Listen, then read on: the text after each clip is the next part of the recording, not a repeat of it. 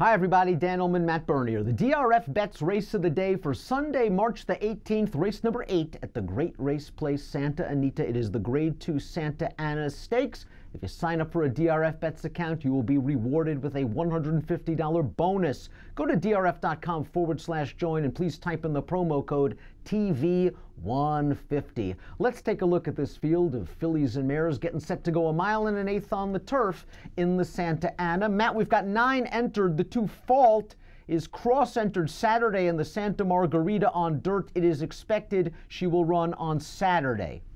Yeah, and you got to be honest, that's a pretty big deal for this race because she would be a prohibitive favorite in here. She would be, I would imagine, close to odds on just based on that most recent win in the Buena Vista. She goes Saturday, and I think it makes this race that much more wide open. I agree. If she goes here, she's the horse to beat. She'd probably be my top pick, albeit at a short price.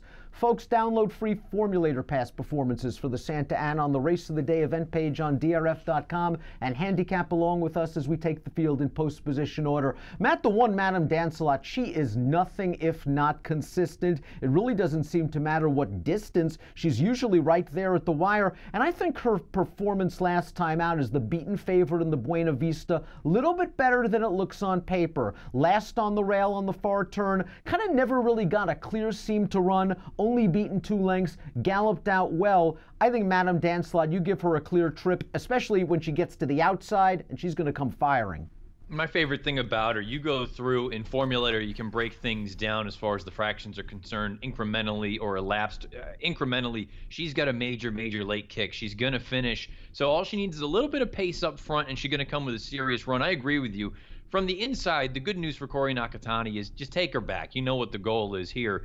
If you can get her to the outside and let her run free down the lane, she's obviously got a major chance. She's really matured in her last few starts. She was always kind of wonky with her lead changes last year. She's been right on point this year, and I think with a fair pace, she's got a big opportunity to kick these down in the stretch. Let's see where she'll be from a Timeform US pace projector. No surprise, really, that she's near the back of the pack. We've got sassy little Lila, who we'll get to in a minute, out there on the lead, perhaps prompted by the 8 Midnight Crossing. If Fault goes, she'll be sitting in third. We talked about her likely to run on Saturday. Let's talk a little bit about the number 3, Lacine. And the first thing you see when you see Lacine is that she has finished second 10 of 33 times.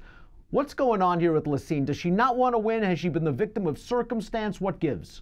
I think it's probably more a matter of she doesn't like to win races, but that's not a good thing if you like her trying to win this race. But having said that, she has had some legitimate issues in these past couple of races. I thought there was no pace signed on in that Frankel, and that she was a little bit closer than probably ideally where she would want to be positioned. The megahertz, she had a little bit of an issue where she was able to get through. Perhaps she threatens in there. I thought she ran just fine in the red carpet. Now, the red carpet at Del Mar really hasn't come back to be a good race, but that most recent start, she was forced to wait in behind horses for a little bit. When she finally split, she kicked on. I don't think she's as bad as that 3 for 33 record would suggest, but at the same time, she is difficult to trust on top. Rider switch to Kent DeZormo this time around. The 4's Majestic Angel, this horse coming off a 2-month layoff or so, moving dirt to turf for trainer Eric Reed. Most recent turf start in the Blushing KD Stakes. I know she took on a sharp horse, a horse that came back to be stakes placed with an 89 buyer, but she didn't really do too much running that day. No, and you look at it, I mean, she's got a career best buyer of 80. I think we're looking at least a low 90, maybe even approaching sort of a 94, 95. And if that's the number, then she's simply not fast enough. Evo Campo, the number 5, finished ahead of Lucy D, who returned to win her very next start in the Astra Stakes on January the 14th. It's a shame that Patty Gallagher just hasn't been able to really keep her sound. Also, do you think Evo Campo wants a little bit more distance than the 1 1/8 miles? Yeah, 100%. I like that she has tactical speed, but it seems like most of her best runs come at a 1.25 miles, 1 3/8 miles, 1.5 miles. This 1.125 miles, I think she can get the job done. She's 1 for 3 at the distance, but I don't think this is her ideal distance. Lucy D outfinished Lacine in her most recent start at 1.25 miles, and Richard Baltas has gotten this horse in very good form. She's now won 2 out of her last 3 races, and it's possible that there's another forward move coming as she makes her 3rd start of the year. The also-rans coming out of that last race, though, have not come back to run very well, however.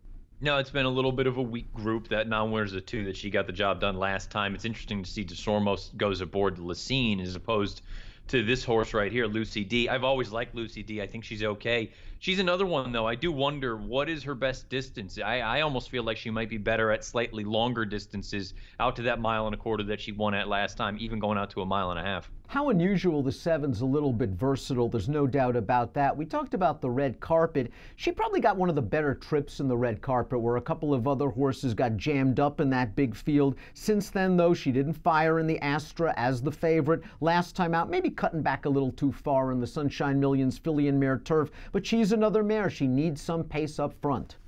Puzzling, that Astra effort, because I figured she was going to do something. And I know there wasn't a pace sign, so maybe that was what compromised her a little bit. But at the same time, and you're right, the 6.5, I don't want to hold that against. If she can get back to the red, she certainly has a chance banking on it. She only finished behind Miss Sunset last time out, and that one came back to win the Spring Fever Stakes on dirt with an 87 buyer. Let's talk about Midnight Crossing. Got a great ride from Brice Blanc 2 starts back when wiring the Grade 3 Bobby Frankel. They shipped her to Gulfstream in the Swanee River. She was able to make the lead there, and it didn't work out. Blanc is back aboard. Maybe we'll see Midnight Crossing be a little bit more aggressive and get close to Sassy Little Lila and try to attack on the turn. Yeah, I think you've got to be forward with her, get her into the run early. You brought up that Frankel. There was no pace signed on that day. She was out there on her own. For what it's worth, Elysia's World, we know she came back to win next out with a 96 buyer. She faced some good company in there. You got to be aggressive with her. Let's talk about Sassy Little Lila. This is a mare that's occasionally shown up with some big races, Grade 1 placed on multiple occasions. Last time out in her first start for Mandela, she was just out-sprinted to the early lead by Juno, a 55-to-1 shot that threw down fast fractions. Sassy Little Lila came to Juno turning into the stretch, and I expected that she was going to go right on by that big long shot, and I was a bit concerned. She never went by Juno in the stretch. Now, maybe she needed the race first start off the layoff. Timeform US has her on an easy lead, but I have to admit, I was underwhelmed by that performance. You know, she's an interesting horse just overall, because you can go back to the Just a Game when I think a lot of people thought, oh, wow, this is a giant effort. Well, the Just a Game didn't come back particularly strong. And then you go through, they threw her in against the boys on yielding turf, draw a line through that. I thought the Noble Damsel was a blah effort at best. I know Off Limits turned into a monster, but the Goldacova, she was terrible. And then I thought she was pretty terrible in the Buena Vista. To me, I would tread lightly. I would need to get a very, very good number on her in sort of 4 to 5 to 1, and I don't think you're going to get that. If Fault runs here, she's going to be real tough and seems like the most likely winner on paper. We're expecting she'll run on Saturday. Let's throw up our top picks for the Santa Ana. I'm going with Madame Dance-A-Lot. I just think that was a trip last time out that didn't work out for her, and the key for Corey Nakatani this time around, get her into the clear, let her come with a good late run. All she needs is an honest pace. I'll go 1-9. I'm hoping she runs down Sassy Little Lila. You're betting Lacine to place, right? I should be doing that as opposed to betting her on top. I just think it is one of those things.